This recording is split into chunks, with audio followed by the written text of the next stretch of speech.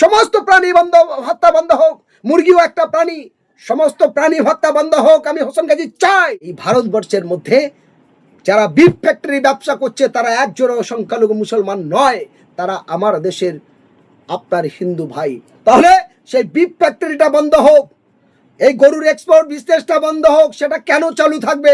আজান দেওয়া, loud speaker হচ্ছে, হ্যাঁ মসজিদের মাইকে আজান দেওয়া বন্ধ হবে। তাহলে সমস্ত জায়গা থেকে পুজো, রাস্তায় পুজো বন্ধ হবে তো? রাস্তার মাইক দিয়ে প্যান্ডেলে 1 মাস ধরে আওয়াজ বন্ধ হবে তো? আইনটা হোক সবার জন্য সমান। দিল্লির গেটে লক্ষ লক্ষ আজ ভারতীয়দের জীবন বিপন্ন হয়ে, বহু মা বোনদের ইজ্জত লণ্ঠন হয়ে প্রাণ গিয়ে তবে দেশ স্বাধীন হচ্ছে, ভুলে গেছি।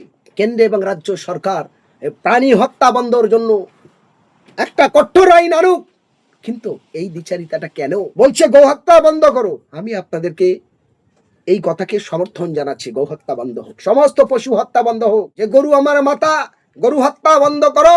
গৌরক্ষক বাহিনী তারা আবার বলছে সেই সরকার যে 14 বছর পর ওই গরু মা, তখন তাকে হত্যা করা যাবে কেন? গরু যেমন একটা প্রাণী, ছাগলও একটা প্রাণী, ভেড়া একটা প্রাণী, দুম্বা একটা প্রাণী, মহিষ একটা প্রাণী, উট একটা প্রাণী। সমস্ত প্রাণী বন্ধ, হত্যা বন্ধ হোক। যেমন পশু হত্যা যদি বন্ধ হয়, আমি চাই গরু, মহিষ এবং খাসিকে জাতীয় পশু হিসেবে স্বীকৃতি দিক কেন্দ্র রাজ্য সরকার। তবে আমি জানবো তাদের ক্ষমতা আছে, তবে আমি জানবো তারা পশুকে ভালোবাসে, তবে আমি জানবো পশুকে তারা সম্মান দিয়েছে, ইজ্জত রক্ষা করেছে। গৌ মাতা বলবো আর গৌকে হত্যা করে তার নির্দেশ দেবো বুড়ো বয়সে, এটা ঠিক জিনিস নয়, এটা দ্বিচারিতা। সুতরাং আমি রাজ্য সরকার, কেন্দ্র সরকারের কাছে বলবো, যদি গরু নিয়ে আপত্তি হয়, মুসলমানরা এই কথা এক বাক্যে মেনে নিয়েছে, কিন্তু আজ এই পশুপালনের মধ্যে দিয়ে যে সমস্ত গ্রামের অশিক্ষিত মানুষ, গ্রামে কম পড়াশোনা জানা মানুষ, গ্রামের সাদাসিধে মানুষ, যারা 10 লাখ, 20 লাখ, 20 লাখ, 50 লাখ টাকা দেনা করে খাবারের দোকানে, ম্যাচের দোকানে, গরুর খাদ্যর দোকানে এবং জমি বিভিন্ন লোন নিয়ে এই গরুগুলো যারা পালন করেছে, তাদের অবস্থা কি হবে? একটা লোকের বাড়িতে 10টা, 20টা, 50, 100, 200, 300 করে গরু, যার বাড়ি পার ডে 2000, 5000, 10,000, 20,000, 50,000 টাকা করে গরুর খাদ্য লাগে। এই মানুষগুলো কি করবে? সেই গরুর দুধ হয় না, তাহলে সেই মানুষটার অবস্থা কোথায়? সেই গরুগুলো করবে কি? সেই মানুষগুলো বাঁচবে কি করে? তার আত্মহত্যা হবে। ফলে তাদের কি বেরোবে? সরকার, এটাই আমার সরকারের কাছে দাবি। আরেকটা দাবি হলো এই, আজকের যদি গৌহত্যা বন্ধ হয় এই কুরবানির ক্ষেত্রে, তাহলে বিশ্বের মধ্যে দ্বিতীয় স্থান অধিকারী হলো ভারতবর্ষের পশ্চিমবাংলা, ভারতবর্ষ। আমি কেন্দ্র রাজ্য সরকারের কাছে দাবি করছি, অবিলম্বে পশুকে জাতীয় পশু স্বীকৃতি দেওয়া হোক। গরু, মহিষ এবং ভেড়া, খাসিকে আমরা জাতীয় পশু হিসাবে স্বীকৃতি দেওয়া হোক। সমস্ত হত্যা বন্ধ হোক, আমরা দাবি করছি, কোনো আপত্তি নেই। কারণ আমার দেশের সংবিধান 1949 সালে যখন তৈরি হয়, সেই সংবিধানে লেখা ছিল যে প্রত্যেকটা মানুষ সে কেমন তার ধর্ম পালন করবে, কি খাবে, কি ড্রেস পরে, সেটা তার গণতান্ত্রিক অধিকার। তবেই তো হয়েছে ভারত স্বাধীন, তবেই তো হয়েছে ভারত গণতান্ত্রিক। আজকে সেই গণতন্ত্রের নামে দলতন্ত্র রাজত্ব যেন না হয়, সেই স্বাধীন দেশের জনগণ কেউ যেন পরাধীন না হয়।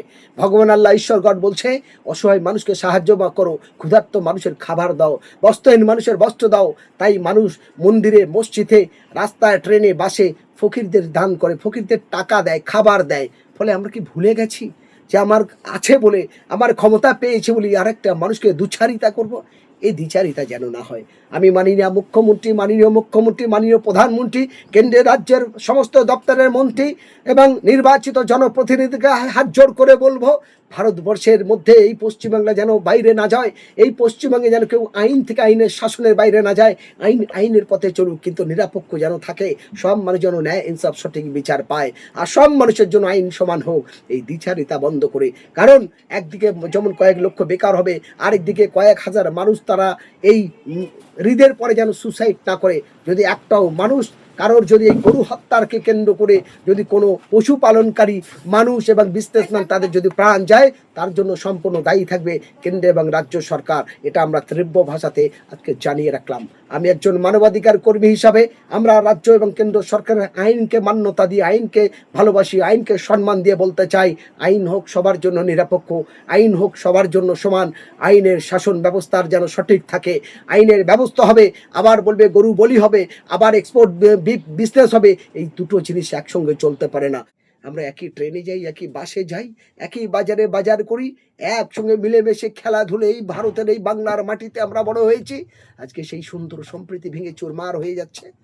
বলছে কি গরু কুরবানি চলবে না, গৌহত্যা বন্ধ করো, বলছে গৌহত্যা বন্ধ করো। আমি আপনাদেরকে এই কথাকে সমর্থন জানাচ্ছি, গৌহত্যা বন্ধ হোক, সমস্ত পশু হত্যা বন্ধ হোক।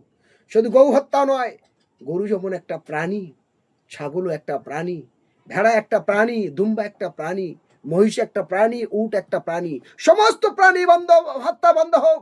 মুরগিও একটা প্রাণী, সমস্ত প্রাণী হত্যা বন্ধ হোক। আমি হোসেন গাজী চাই, আমি মানবাধিকার কর্মী হিসাবে বলছি, সমস্ত প্রাণী হত্যা বন্ধ হোক এবং কেন্দ্র এবং রাজ্য সরকার প্রাণী হত্যা বন্ধর জন্য একটা কঠোর আইন আনুক।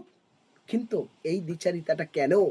যেখানে বলছে যে গরু আমার মাতা, গরু হত্যা বন্ধ করো, গৌরক্ষক বাহিনী, তারা আবার বলছে সেই সরকার যে 14 বছর পর ওই গরু মা তখন তাকে হত্যা করা যাবে। কেন? আমার মা সেই 14 বছর বয়স পর অসুস্থ হয়ে যাবে, ক্লান্ত হয়ে যাবে, সেই মাকে তখন বলি দিতে হবে। এ কেমন দ্বিচারিতা? এই দ্বিচারিতা মেনে নেওয়া যায় না। এই দ্বিচারিতার বিরুদ্ধে আমি কেন্দ্র এবং রাজ্য সরকারের এই সিদ্ধান্তকে তীব্র বিরোধিতা করে বলতে চাই, আইনটা আইনের পথে চলুক, রাজনীতি হলে রাজনীতির জায়গা থাক। আর এই যে নীতির জায়গা যাচ্ছে, এটাকে আপনারা বলুন যে কেন 14 বছর পর গৌমাতাকে হত্যা করা হবে। যে গরুকে মাথা বলবেন, যে গরুকে মা বলবেন, যে গরুকে মা বলছেন, আর সেই গরুকে 14 বছর পর বলি দেবেন? আপনি পারবেন? আপনার মা যখন বয়সলিঙ্গ হয়ে যাবে, বৃদ্ধ হয়ে যাবে, মা চলতে পারবে না, অসুস্থ হবে, ক্লান্ত হবে, সেই মাকে তখন বলি দেবেন? এটা কেমন দ্বিচারিতা? ফলে সরকারের এই দ্বিচারিতা মনোভাবের জন্য আমরা ধিক্কার জানাই। আরেকটি কথা, আজকের গরু হত্যা, খাসি হত্যা, পশু হত্যা বন্ধর কারণে ভারতবর্ষে কয়েক লক্ষ বেকার তৈরি হবে। বিশেষ করে পশ্চিমবঙ্গের হাজার হাজার লেদার ফ্যাক্টরি আছে, সেই লেদার ফ্যাক্টরিগুলো সংকটে পড়বে। কয়েক লক্ষ বেকার শ্রমিক তৈরি হবে, যারা পড়াশোনা জানে না, যারা একজন ওই লেদার ফ্যাক্টরি কাজ করে তার 6 জন 8 জন 10 জন ফ্যামিলিকে জীবিকা নির্ভর হয়, রুজি রুটি চলে, খাবার চলে। সে হিন্দু, মুসলমান, দলিত, আদিবাসী, শিখ, ইসাই, তাদের ভবিষ্যৎ কি হবে? আরও একটি কথা আপনাদেরকে বলি, যেমন পশু হত্যা যদি বন্ধ হয়, আমি চাই গরু, মহিষ এবং খাসিকে জাতীয় পশু হিসেবে স্বীকৃতি দিক কেন্দ্র রাজ্য সরকার। তবে আমি জানবো তাদের ক্ষমতা আছে, তবে আমি জানবো তারা পশুকে ভালোবাসে, তবে আমি জানবো পশুকে তারা সম্মান দিয়েছে, ইজ্জত রক্ষা করেছে। গৌমাতা বলবো আর গৌকে হত্যা করে তার নির্দেশ দেবো বুড়ো বয়সে, এটা ঠিক জিনিস নয়, এটা দ্বিচারিতা। সুতরাং আমি রাজ্য সরকার, কেন্দ্র সরকারের কাছে বলবো, যদি গরু নিয়ে আপত্তি হয়, মুসলমানরা এই কথা এক বাক্যে মেনে নিয়েছে, কিন্তু আজ এই পশুপালনের মধ্যে দিয়ে যে সমস্ত গ্রামের অশিক্ষিত মানুষ, গ্রামে কম পড়াশোনা জানা মানুষ, গ্রামের সাদাসিধে মানুষ, যারা 10 লাখ 20 লাখ 20 লাখ 50 লাখ টাকা দেনা করে খাবারের দোকানে, ম্যাচের দোকানে, গরুর খাদ্যর দোকানে এবং জমি বিভিন্ন লোন নিয়ে এই গরুগুলো যারা পালন করেছে, তাদের অবস্থা কি হবে? একটা লোকের বাড়িতে 10টা 20টা 50 100 200 300 করে গরু, যার বাড়ি পার ডে 2000 5000 10,000 20,000 50,000 টাকা করে গরুর খাদ্য লাগে। এই মানুষগুলো কি করবে? সেই গরুর দুধ হয় না, তাহলে সেই মানুষটার অবস্থা কোথায়? সেই গরুগুলো করবে কি? সেই মানুষগুলো বাঁচবে কি করে? তার আত্মহত্যা হবে।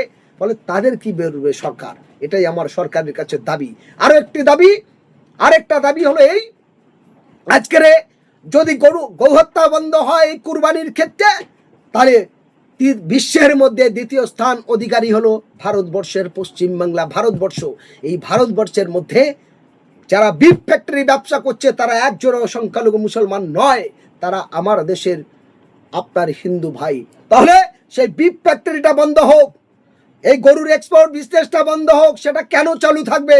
আমি কেন্দ্র রাজ্য সরকারের কাছে দাবি করছি, অবিলম্বে পশুকে জাতীয় পশু স্বীকৃতি দেওয়া হোক। গরু, মহিষ এবং ভেড়া, খাসিকে আমরা জাতীয় পশু হিসাবে স্বীকৃতি দেওয়া হোক। সমস্ত হত্যা বন্ধ হোক, আমরা দাবি করছি, কোনো আপত্তি নেই।